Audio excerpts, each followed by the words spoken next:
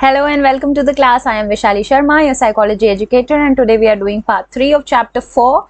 And these are certain things about myself. If you want to join my live classes, you may contact on the number given below. I will be showing you a video related to schizophrenia before beginning the schizophrenia. So let's begin.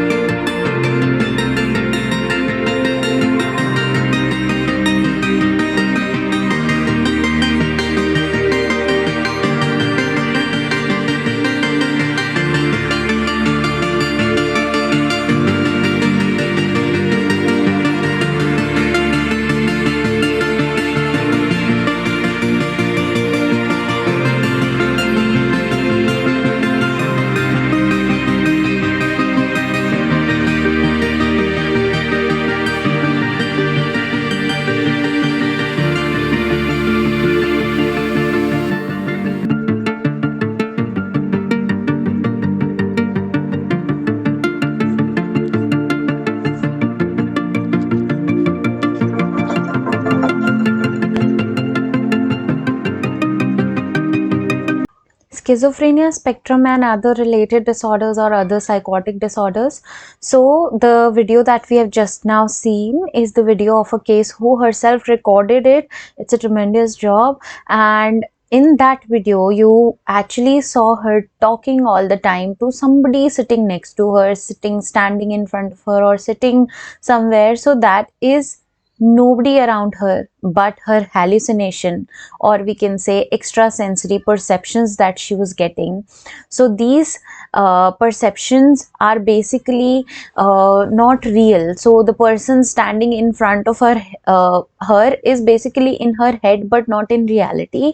So this disorder is the most debilitating disorder. It get worse and worse with the situation and time, and this disorder has like multiple forms of symptoms. So we have seen anxiety disorders has some symptoms, we have seen bipolar has some symptoms, but in schizophrenia we have positive symptoms, we have negative symptoms, and we have disorganized symptoms. So this disorder is basically obviously a descriptive term. Like schizophrenia is a descriptive term itself. It has wide range of disorders, from strange perception, unusual emotional state, abnormal motor abnormalities that come under the disorganized part of it. So now we have social and psychological costs of schizophrenia are very, like, obviously tremendous, both patient as well as their families and societies, because they are talking to somebody who's not there, they are smelling somebody that's not there, they're feeling something that is not there, they are talking about, they're not eating, they think that themselves to be someone great like God or something, and they don't believe in anything that you say, they don't remember you. So there are a lot of symptoms that are like very painful for the person to actually know about. Whoever has schizophrenia, it's a very psychotic disorder. So first of all we come to symptoms. So positive symptoms are positive. The word positive itself explains that it is something adding. Okay, so here every behavior will be in axis. It will be like axis of thoughts, axis of emotions, axis of behavior, and everything will be pathological axis. Obviously it won't be like axis in studies or something. Axis, pathological axis, bizarre behavior and bizarre additions. Bizarre means something that is unusual, and that is something that is not acceptable. So first of all we have delusions. So delusion, on your exam point of view, it is very important because you get 2-mark questions and 4-mark questions on delusions. So first of all, it's a false belief firmly held on an inadequate grounds. It's a very simple definition. So let me break down this for you. Basically, false belief, a belief which is not true, it is held on an inadequate ground because for example, we have a belief that if we eat junk food daily, we might have like illness or sickness or reduced immunity. Okay, so this belief is based on an adequate ground of scientific researches, right? But here the person might have delusions of persecutions, reference, grandeur, control. These delusions are basically a irrational thought that has been stabilized on a rational argument, and they have no basis in reality. So first of all we'll talk about delusion of persecution. It is like most common. So the people with these delusion believe that they are being plotted against, spied on, standard, threatened, attached, and deliberately victimized. So here the individual might think that somebody is checking on me, there's somebody always looking at me, he is actually spying, he want to kill me, or something of that sort, like everyone is on them. Then we have delusion of reference. Here people attach a special personal meaning to the action of others or objects and events. So the person might have like, ये मेरे लिए ही ऐसा करना चाहता है, ये मेरे को मारना चाहता है, इसलिए मेरे खाने में जहर मिला दिया है. So they're attaching something personally meaningful. Then we have delusion of grandeur. Here the person feels that they are God or they are somebody great, nothing can happen to them. So they're like an empowered person. Then we have delusion of control. So this is basically when people believe that their feelings and thoughts and actions are controlled by others. Okay, so here people believe that whatever I am thinking is actually the other person who's controlling. So let me give you an example of a case study. So there was this guy and he was suffering from schizophrenia because first of all, I will also give you some history about it. So his mother was having schizophrenia, positive schizophrenia, like with these positive symptoms. She died, and then this boy started having some symptoms from the age of 12 or 13, and then suddenly he started hitting people like while buying groceries, saying that it is my mother who is asking me to do so. So here this is a prime example where I am actually giving you an example of a person who says that my thoughts are controlled, my actions are controlled by my mother and not by me, and his mother is actually dead. So first of all, we have positive, then we have disorganized thinking, speech and formal thought disorder. So in this the person is not logical. This people speak a very peculiar ways, like you will say it's a word salad. So rat cleal the, I mean, on so these sort of words they'll be speaking. You are not going to make out what the sentence can be. It's not babbling like a child, because the child is actually using certain words that you can make sense of. So these people can use like Amsterdam, Apple, Paris, London, Vietnam, China, and then Chola Bhatura, and they're like speaking words that are not making sense together. Okay, then their communication become extremely difficult, because if I'm asking how are you doing and you're like giving me the whole report of everything that you've done when you were like 2-year-old or 3-year-old, and I'm just asking you how are you doing, you're not able to even communicate me the answer. Then we have heightened perception and hallucination. So here the person have heightened perception. So see, there is a difference between perception, illusion, hallucination. Perception is actually perceiving something that is actually there. In illusion, it is a perception, but that's a mistake and the person actually covers up. For example, in the not so lit room at night, if I see a rope on my floor when I'm going to washroom, I might think that it's a snake. But then when I switch on the light and I see that it's a rope, I'm like, okay, it's okay. Then that's like, there is a physical presence of something which I am interpreting as something going wrong. Like it's not extrasensory, but there is something that is there, is known as illusion. So you have an object, you have a stimuli to actually perceive. Whereas in hallucination, it's an extrasensory perception. So there's nothing around you. There's nothing in the environment present to be perceived. You are still perceiving it. So we have auditory hallucination. Here the people listen to the vocals and sounds and phrases and words, and they say, see, ये बोल तो रही है, आपको सुनाई नहीं दे रहा है, कह रही है इसको खाना है छोला भटूरा, अभी आपको दिखाई नहीं दे रहा है ये जा रही है अभी ट्रिप पर, अरे ये बोल रही है, मैं नहीं बोल रही हूँ, देखो सुनाई नहीं दे रहा है उनको. So this is an example that they are saying that they're hearing voices. Then tactile hallucination, here they have like tingling, burning sensation. बहुत जलन हो रही है, पेट में जलन हो रही है, देखो ना मुझे काट रहा है, देखो यहाँ से जल रहा है. Then olfactory hallucination, they smell something and they think that it's a poison or a smoke. So मुझे किसी चीज की स्मेल आ रही है, ये पॉइजन है, मुझे मारना चाहते हो आप लोग, ये देखो देखो आपको भी आ रही है ना, आपको भी आ रही है ना, देखो देखो हर जगह स्मोक हो रहा है. So it's not actually there, but they're still thinking. Then we have somatic hallucination. In this, basically something happens inside the body, such as snake crawling inside one's stomach. So see, growling in the stomach when you're hungry, it's different than actually snake crawling. You say that somebody's crawling in my body and it is there inside. How can snake come inside your body? But they say that. Then gustatory hallucination is the experience that is strange taste in the food or drink. So if you're ill and you're not feeling well and you think everything that you're eating is bitter except the sweet candies, so that's something like that has a biological cause. But here milk, which is tasting normal to everybody in the family, they will say no, it has something very strange. It is not like milk, it is something totally different. So again, it's a gustatory hallucination, because these perceptions are extrasensory that you are getting and nobody else in the family or in your surroundings getting. So these perception actually happens in an absence of an external stimuli.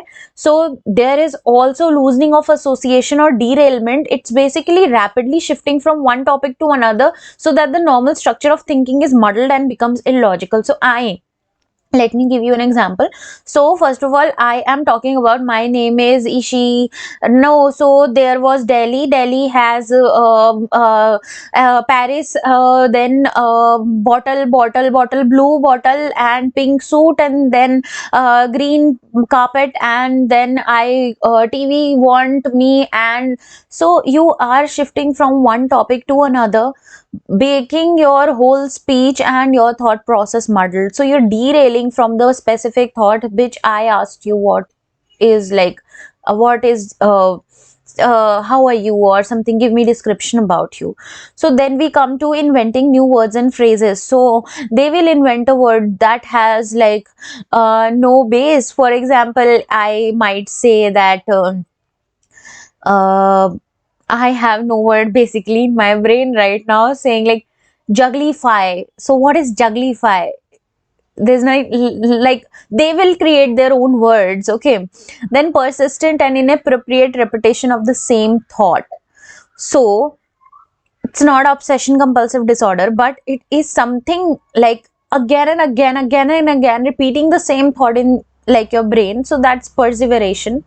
Then inappropriate affect or emotion that is unsuited to the situation. So they're going to a birthday party, they're crying, they're like they're not talking to anybody, they're like always seeing around people, and they're like, ye mujhse baat kara, wo mujhse baat kara, nobody is around them. So and when they're going to a funeral and they're laughing and they're saying that this person is asking me to jump, and happily just talk it out, and like not having the same effect that everybody else is having in a particular situation. Then we have negative symptoms. So negative symptoms is basically a deficit of thought, emotion, and behavior. We have read about positive symptoms. All the positive symptoms had excess of thought, behavior, and emotions, right? Now in negative symptoms we will have everything in deficit, emotions be, behavior be, and again hamara thought process be. So it is a pathological deficit. And now we have alogia or poverty of speech. So reduction in speech and speech content. So in derailment and all, we were speaking and speaking. Okay, here we have no words to speak. Even my name, we are, I will not have anything. Excuse me. Okay, so we have seen alogia and poverty of speech, that the person will have reduction in speech and speech content. Then we have blunted effect. So blunted effect is basically showing less anger, sadness, joy, and other feelings that most people do. See, if I get a like something, like for example, I crack an exam that was like I was preparing for it for like a year, my reaction to the result will be like, wow, amazing, I got it. So if the person who has schizophrenia, obviously I'm not saying that they'll go for exam or something, but in that sense they will not have any happiness, have any what do we call it, less anger issues they'll be having like no joy about the situation. And they will have like, even if there is a sadish side of situation, for example somebody's death, so they'll be like numb, they'll be like, they won't be like very sad or crying. So there's like blunted effect. Sharp is something very pana, okay, very like cutty, but blunted is the opposite of sharp. Then we have flat effect. So it is no emotion at all. At least in blunted effect you have lesser, the intensity of your emotion is less. Okay, but in flat effect your emotion is basically going bilkul by, okay, zero emotion. Even if you're like, अरे मुझे किसी चीज के बारे में बात करनी है and I have to express something. So first of all, you're not expressing in negative symptoms, but here you have zero emotion. You're like simply forever, this forever. Okay, that the phase that I did show you. Then abolition and apathy is basically lack of interest, enthusiasm, and concerns, inability to start and complete the course of action. So we already know that basically we have this abolition and apathy. So we have Motivation. So motivation is a driving force. It keeps us going, and it is something that makes us like go in a flow and complete a task and do things in life. But abolition is apathy. Apathy is opposite to sympathy or empathy. So you do not have any connections with other, you don't feel anything bad for others or good for others or anything for that matter. Then abolition is like you're not motivated enough to do any task. Then we have social withdrawal. Obviously everything comes with social withdrawal here. So social withdrawal is you are not good with actually having people around you. You are not good with having, like, what do we call it, you don't want to take out like ideas and fantasies. You're just withdrawal, you just want to be in your own world. Then we have psychomotor symptoms. So psychomotor symptoms move less spontaneously, order grimaces, gestures. So it's like extreme form of catatonia. Here basically we as an individual are just postured in a particular position and we're not shifting, we're not going anywhere, we're just being in that position for a longer and longest period of time. Like you are just looking at the wall and you're in this position for like hours and hours and just being in this position even now. Then we have people with catatonia. Stupor remains motionless and silent for a long stretch of time. So people just in a same position, they are not doing anything. Don't think that they're going washroom or they're eating or something. No, they're not doing anything, they're just in that position.